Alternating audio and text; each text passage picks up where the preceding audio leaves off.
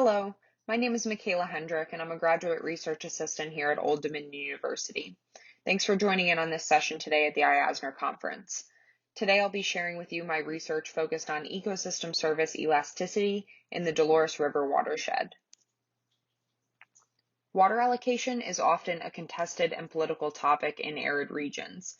Governments and managers are often challenged by the complexities of water governance, increasingly in a hotter and drier world. These challenges highlight inequities related to water justice and ecosystem service provisioning globally and are further exacerbated by climate change. The Colorado River Basin has been widely studied investigating the impacts of climate change and antiquated water governance that's not suitable in a changing climate and changing flow regimes. This study focuses specifically on a tributary of the Colorado River called the Dolores River. We use the Dolores as a case study to understand stakeholder perceptions of the sensitivity of human well-being to changes in ecosystem services from climate change as well as historic management practices. To provide some geographical context, this map to the right and red highlight shows where the Dolores River lies in the Colorado River Basin. The Dolores River is fed by snowmelt from the western San Juan Mountains and stretches 241 miles across Colorado and Utah. The Dolores also has a long history of water allocation conflict and conservation efforts specifically related to the McPhee Dam. In 1968, the McPhee Dam was approved for construction by the Bureau of Reclamation to provide water to specific users through contract. 60% of the McPhee's reservoir is fully allocated to specific water users through contract. These water allocations include the users listed on the left here. When the McPhee Dam was completed, flows diminished significantly in the lower Dolores. The Dolores' history from the dam's completion to present day is molded by increasingly challenging management conflicts and threats, including fish kills, loss of biodiversity, extended periods of drought, and water allocation conflicts. This is partially due to the fact that the McPhee Dam operates on a fill-then-spill management paradigm.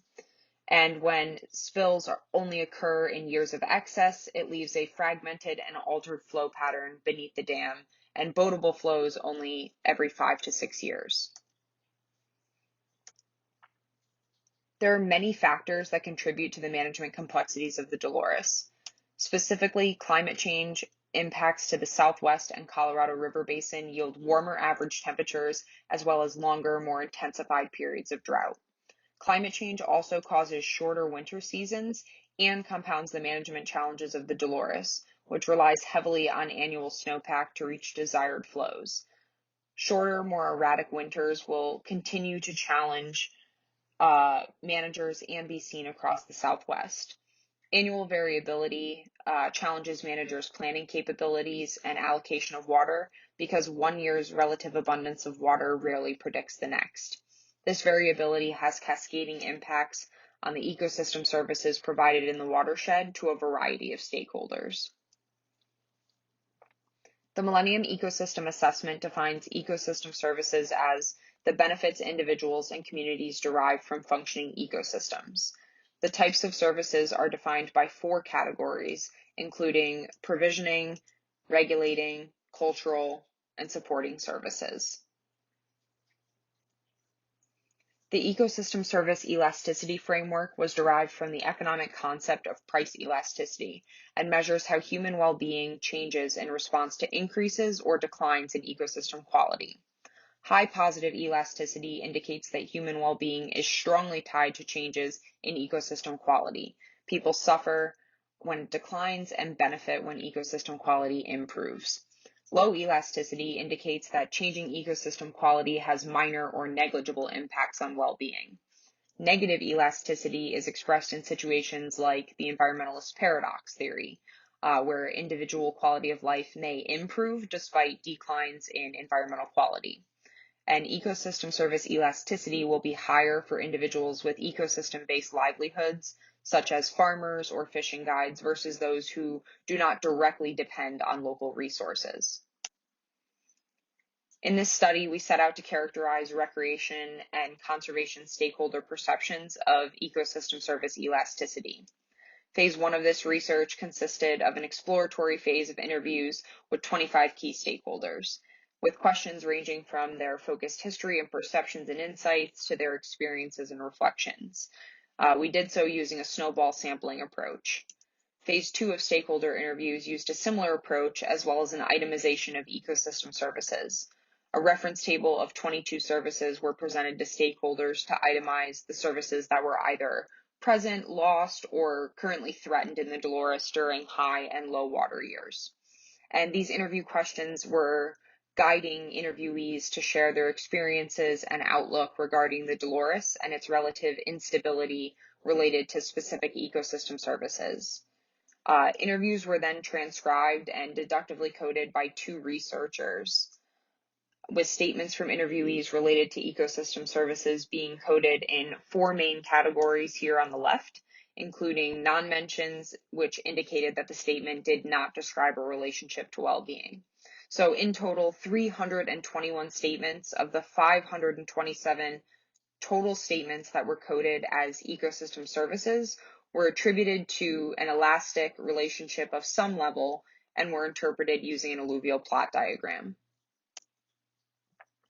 The alluvial diagram was created with 3 dimensions. First, on the left, you see the 4 categories of ecosystem services.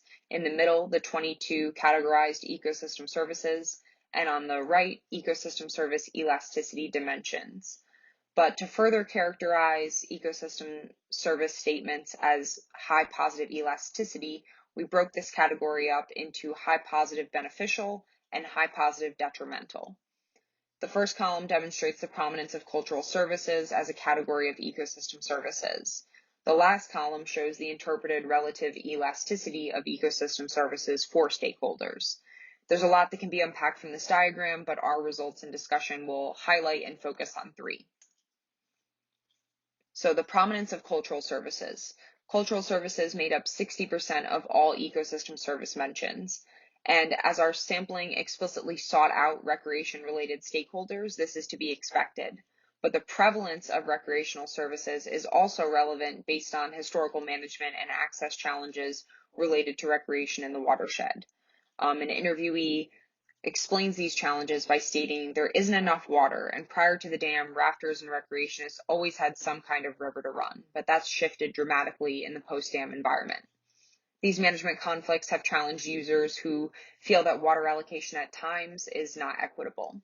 Regulating services were the second most mentioned category and accounted for 23% of ecosystem service mentions. 41% of statements were attributed to high positive beneficial elasticity, indicating that well-being increased as ecosystem quality increased. When recreational flows are available, increasing the provisioning of that service, the well-being contribution also increases. An interviewee explained this cascading impact in terms of economics, explaining that there's a benefit when more releases occur, with visitors coming to raft and putting new money into the economy. 44% of statements were attributed to high positive detrimental elasticity. Ecosystem service mentions indicated that there was a negative relationship between the ecosystem service quality and the well-being contributions. So they expressed this shared negative relationship that recreationists and farmers feel in times of drought, explaining that the shortages are shared proportionately and that the pain gets spread. Negative elasticity made up 10% of mentions and provided some of the more complicated relationships that interviewees have while recreating in the watershed. Negative elasticity of ecosystem services characterizes situations like the environmentalist paradox. A resident described the challenging relationship of benefiting from the river's ecosystem services as the environment declines, stating that we're maximizing human benefit while deteriorating the human environment, and describes it as painful and complicated. The boater's paradox describes the morally challenging relationship boaters have with places that hold value and significance for them. Although access is becoming more restrictive and we're losing that service of recreational access, specialized and local knowledge is needed to take advantage of the flows, and privileged boaters' well-being increases despite an overall decline in the ecosystem service. An interviewee explains that as a moral challenge and a question that they don't quite know how to deal with. These results of elasticity add to a growing body of knowledge within the watershed of stakeholder perceptions and vulnerabilities in a changing climate. The high positive elasticity of many cultural and regulating services highlight the mutual gains and losses stakeholders feel in times of abundance and scarcity. Situations of negative elasticity, where boaters benefit from the reduced provisioning of recreation opportunities, is a form of last chance tourism in the arid Southwest. As managers of these resources work to create more opportunities and that becomes more complex, disparities will occur, as well as scarcity responses where people rush to the river when flows are available every 5 to 6 years on average. Other cultural services such as science and education and social interaction increase as the environmental quality has declined. And this is often seen in conservation scenarios where there's an increase in collaborative mobilization across stakeholder groups. So interpreting the perceptions of elasticity demonstrates that elasticity is context dependent and variable among users across the watershed. So this research is relevant to managers because ecosystem service elasticity is core in understanding community vulnerability to environmental change, as well as necessary interventions for adaptation. So it would be of interest to managers to understand ecosystem services with low elasticity, where climate change impacts that degrade ecosystems and harm individuals is negligible or can be mitigated more easily. Opposite of that, situations of high elasticity, such as water regulation and recreation, are desirable for scenarios of environmental restoration, where benefits are maximized for individuals. So it's also important to recognize negative elastic relationships, because if managers fail to look at these relationships, they can overlook or underplay the importance of trade-offs or social disparities in terms of who benefits and who suffers. And lastly, ecosystem services help bridge ecological and economic systems to create a more transdisciplinary approach to economics and to better understand and manage complex systems. So continuing to build watershed resiliency will allow stakeholders to cope with a diverse range of stressors to ecosystem services and adapt when necessary. Thank you for your time and attention today. I'd like to thank Old Dominion University, the University of Utah, and the Bonderman Field Station at Rio Mesa for supporting these research efforts.